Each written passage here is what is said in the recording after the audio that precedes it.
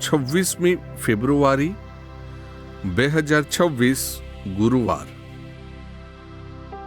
માંગો એટલે મળશે. એ વચન પૂરું થશે જ એવું જણાવવા ઈસુ એની એ જ વાત 3 રીતે રજૂ કરે છે: માંગવું, શોધવું, ખખડાવવું. શ્રદ્ધા સંકોરાઈશું પપ્પા પુત્રનો અનુભવ રજૂ કરે છે. ઈસુ માગનાર પુત્ર પર નહીં પણ આપનાર પપ્પા પર ધ્યાન કેન્દ્રિત કરે છે. પપ્પા પોતાના પુત્રને જે હિતકારી છે તે જ આપે છે. આપણા પરમપિતા પ્રભુ આપણા માટે જે લાભદાયી છે તે જ આપશે.